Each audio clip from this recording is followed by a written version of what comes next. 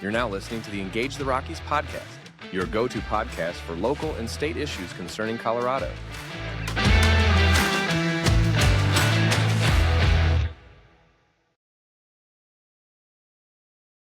Hello, Rockies. This is Sarah Jane Maroney, your host, and welcome to our interview with Kristi Pollard, the Executive Director of Metro District Education Coalition, a nonprofit, nonpartisan network of financial, legal, and technical experts who provide subject matter expertise on metro districts and advocate for greater transparency and accountability in the marketplace.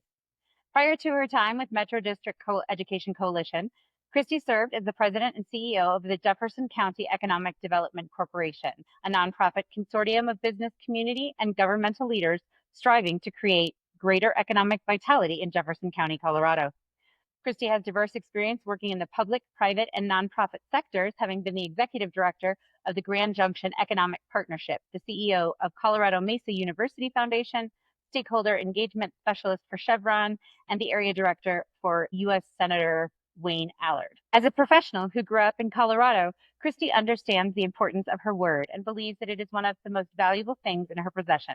She also knows that collaboration and communication are keys to success and strives to create a team atmosphere wherever she goes. We welcome her. Hi, Kristi. Thank you so much for being here. Thank you so much for having me.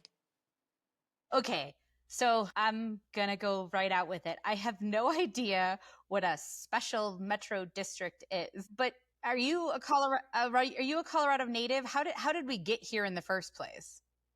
You bet. That's a great question. So I have lived in Colorado the majority of my life. My parents relocated to Colorado when I was 2 years old. So it's really all I've ever known. And I've been involved in economic development across the state for many, many years and have worked for the U.S. Senate and a variety of governmental entities. In the last 3 years, I started running an organization, a nonprofit called the Metro District Education Coalition. And a metro district is a special district. So to answer your question, so special district is a pretty broad term, which refers to a local governmental entity that provides a specific public service in a defined geographic area. So it would typically be those services gaps that may not be filled by your city, county, state, that sort of thing. You know, a school district is a special district, a library district is a special district, and each of those are found under different statutes in the law, Colorado state law, and are governed by those laws. But the organization that I run is a metropolitan district, which is under Title 32 of Colorado state law. And it is a special district that provides two or more services, and that is defined in law to a specific geographic area. And the local government finances, builds, and maintains public infrastructure in both residential communities as well as commercial communities. And so when you think about streets, sewer, sidewalks, all of those things that are in the ground in each of our neighborhoods across Colorado, metro districts are a very common tool that is used to finance and build this public infrastructure. I think to your question, like, how did we get here? Why are we here? Why are metro districts used to finance and build? You know, in some states, cities and counties can simply raise their taxes at their discretion when, you know, they are potentially building a new residential community or a new commercial community. But here in Colorado, we have a really important constitutional amendment that voters passed called the Taxpayer Bill of Rights, or TABOR for short. And there's a lot of components within that law, but one of the very important components is that anytime a governmental entity wants to raise taxes, they have to ask the voters within their jurisdiction first if they can. The elected officials have to make their case as to why those taxes should be raised, and the voters get to decide whether or not that's a priority for them. So in a city or a county where they may they want to build a new residential community, the city could go out to all of the voters within the city and say, hey, do you voters want to raise your taxes to build new streets and sewer in this new residential community? And the voters could vote on it. But let's say if you're living in, northern Colorado Springs, and this new community is going to be built in southern Colorado Springs, it's very likely that the folks across town might say, care to have my taxes raised to build streets, sewer, parks that my kids are never going to use. So no, thank you. You may not raise my taxes. So the city could also, they could make the developer go find, a traditional loan to finance this public infrastructure, the streets and the sewer and the parks. And certainly that is the discretion of the city or the county to be able to do that. Oftentimes, and here in Colorado, we have a lot of very large mixed use communities that have a lot of amenities, not only just parks, but, pools and rec centers and tennis courts and trail systems and a variety of things.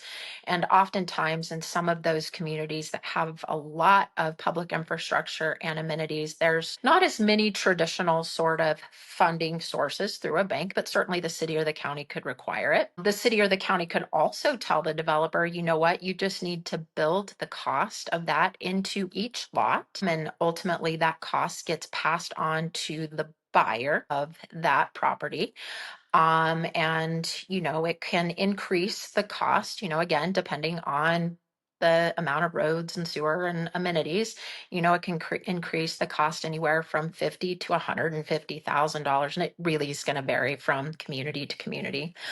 Or cities and counties in Colorado are allowed to establish what's called a metro district, which is a defined geographic area that will only tax the properties within the district for the streets and the sewer that they will use. And they spread those costs out over time, similar to a mortgage, so that residents, people living in that community, are not taking on the full brunt of all of that public infrastructure when they're buying that home. It allows them to spread those costs out over time, and those public infrastructure pieces are ultimately paid through property taxes and financed using municipal bonds. Again, typically the term on those is a 30-year period. So residents living in that district would pay for that infrastructure over that period of time. But the cities and counties have full discretion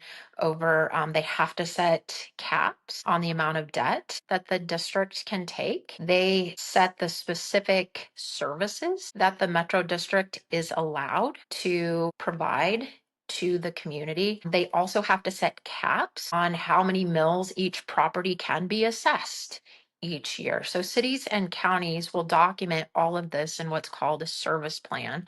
And that service plan is the charter. It's the guiding document, the birth certificate, if you will, for this Metro District that says exactly what the Metro District can and cannot do and provides the protections to the homeowners there. And then the city or the county takes this to a public hearing, and those elected officials for the city or county will approve this service plan, which then authorizes this local governmental entity to go through these steps to finance and build that public infrastructure for that community.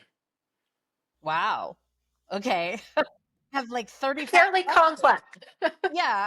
No, it wasn't definitely not very basic, but okay. So are there districts that have metro districts that are, I don't know, 20 years into their district, and at the 30-year mark, is it like, okay, you're good, you're done? How does that work? Yeah, so that's a great question. So, yes, we have metro districts all over the state of Colorado. In fact, there are over 2,200 metro districts. So, it is a very, very commonly used tool to finance and build the public infrastructure. So, again, that service plan is going to give the amount of time that tax can be collected. And at And there's a lot of financial pro formas that are put together. So at the early stages, as they're working with the bondholders, they're going to determine how much they actually need to collect to be able to pay those bonds off, in the time frame that is allowed in that service plan. But once the time frame is met, so let's say that the city allowed for 30 years for the taxes to be collected, and the Metro District cannot take on more than, and I'm making up numbers, but they cannot take on more than $12 million in debt. So once that 30-year time horizon, we get to that, or once the district collects $12 million in taxes, that debt is discharged. And then the district sometimes will go completely away. In those instances, the city or the county would be taking on the streets or the sewer or the parks and will be maintaining it over time using their funds, their general funds, or cities and counties can allow the Metro District to operate and maintain it with a small mill levy that can be assessed through the lifetime of that district. So yes, districts, many districts are, coming to that time horizon where their debt should be paid off, which means that those residents in those districts, their taxes will go down.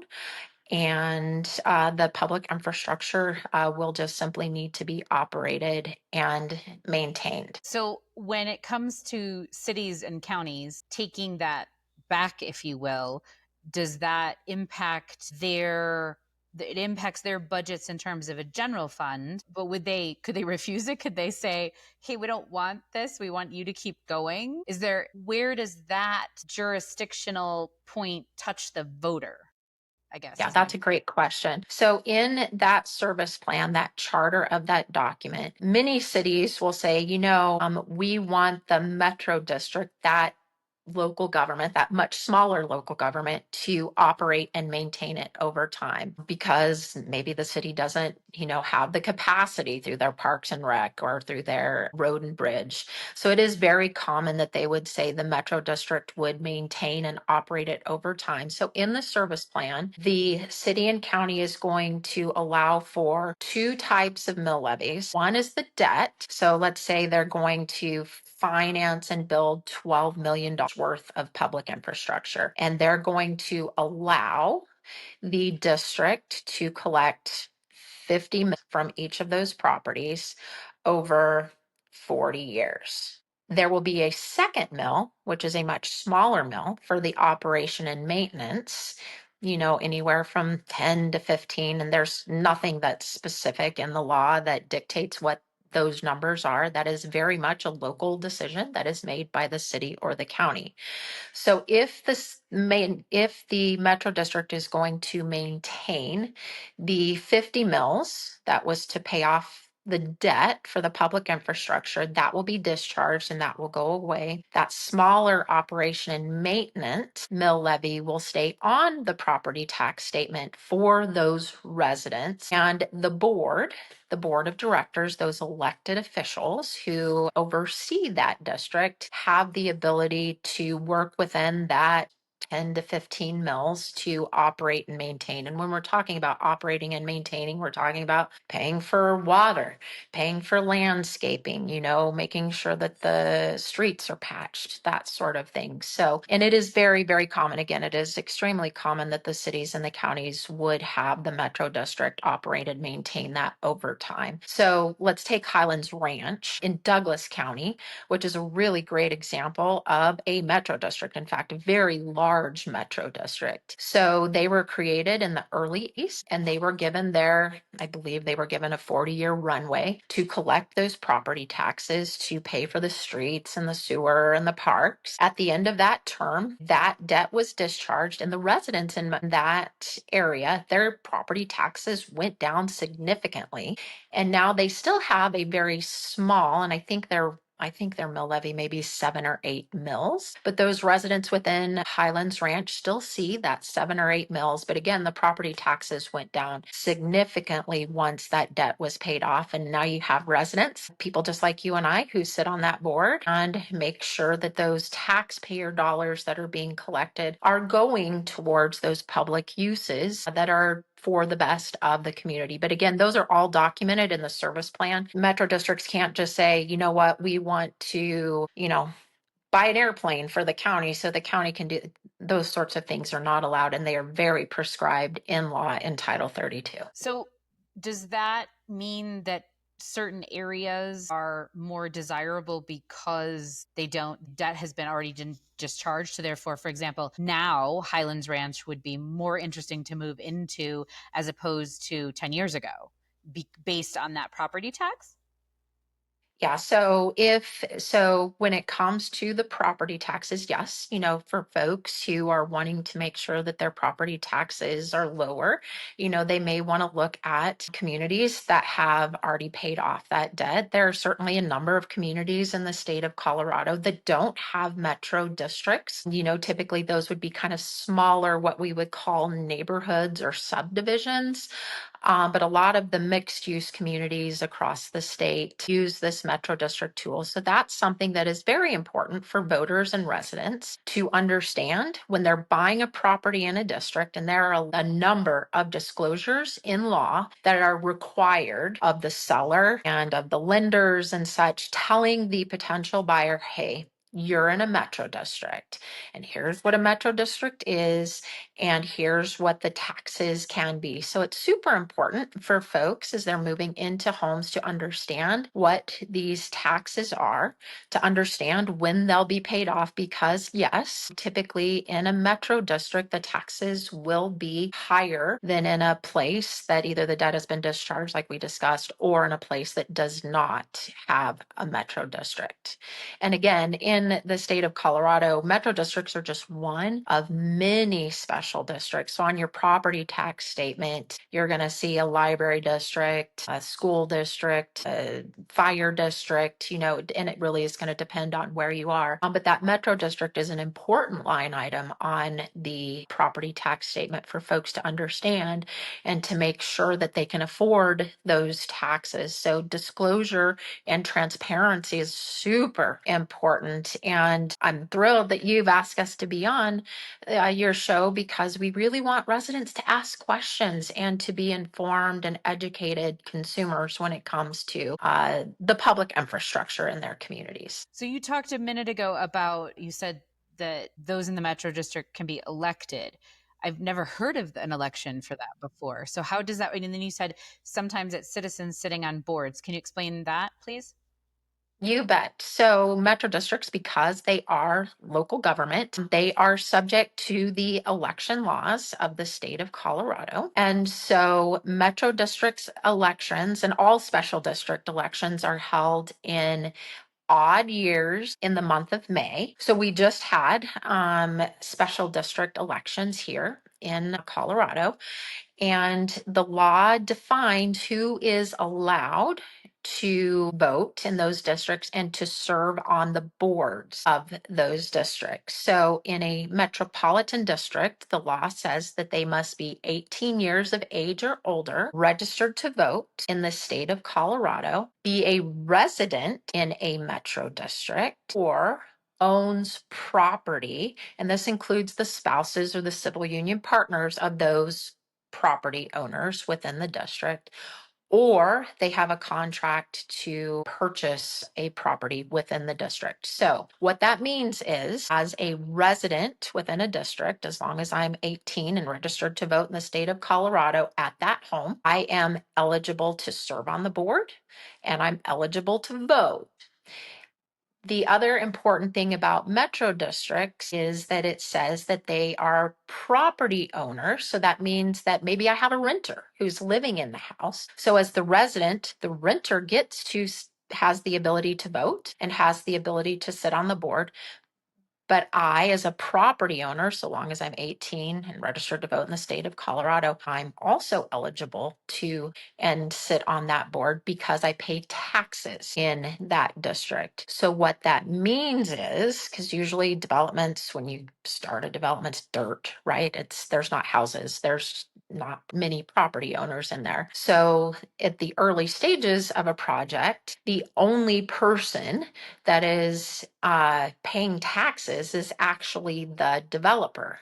So that is what gives the developer eligibility to sit on that board and to vote in that election because they are property taxpayers within that district. So that is why typically you will see at the early stages of development, the board is made up of the developers.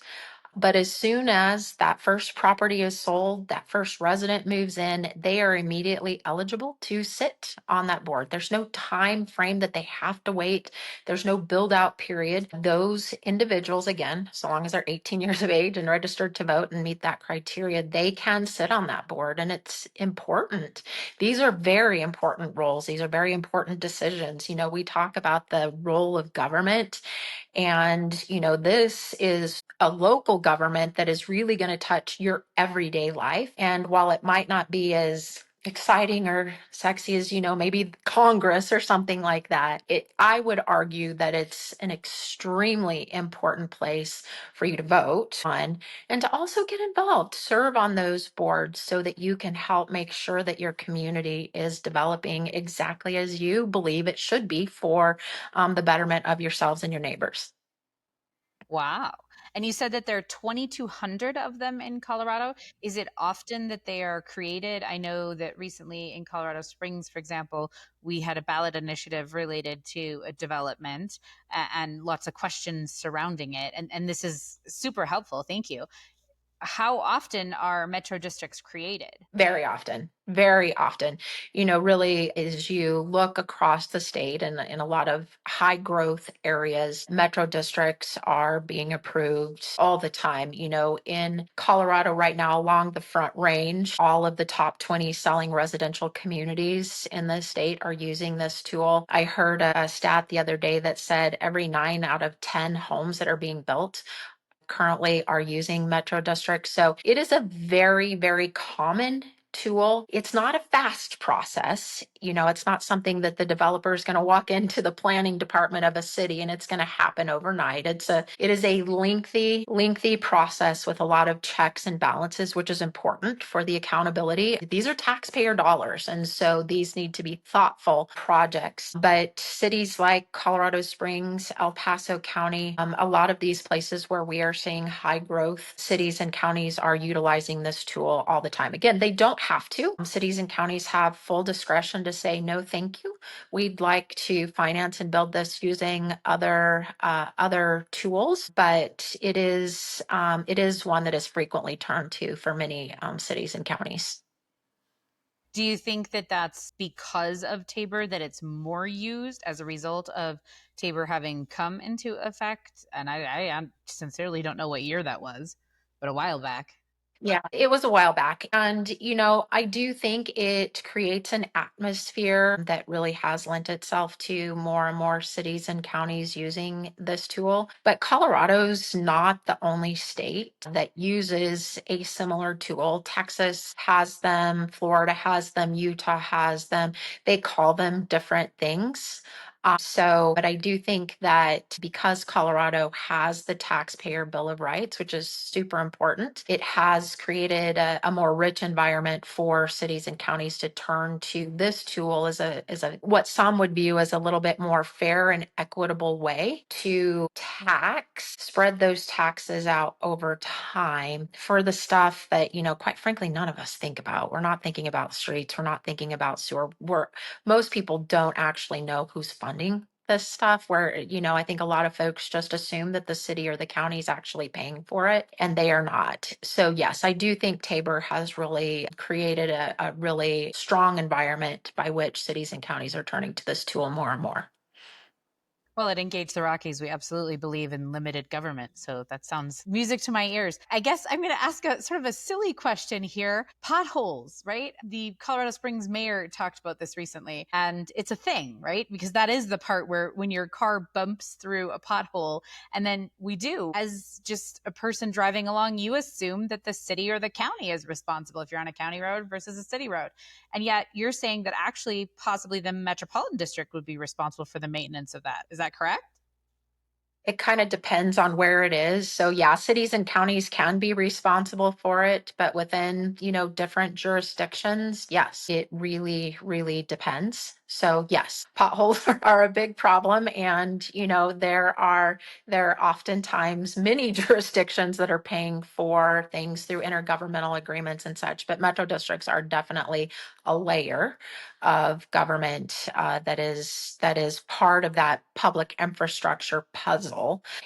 I think here in Colorado, and I'm one that, I believe in bringing things down to the most local level of government and limited government and things like that as well. And this is a way to bring this down to really the most local level to make sure that the needs of that specific community are being met by the taxpayers within that community. So just to pivot, and we only have a few more minutes here, but you have a 501c3 that monitors or looks at. Explain a little bit more about the role that you guys have in looking at that stuff. You bet, you bet. So we are a 501c4 nonprofit here in Colorado. We were created in late 2019 as an educational nonprofit, really to get out and help consumers understand more about what this thing is that shows up on their property taxes.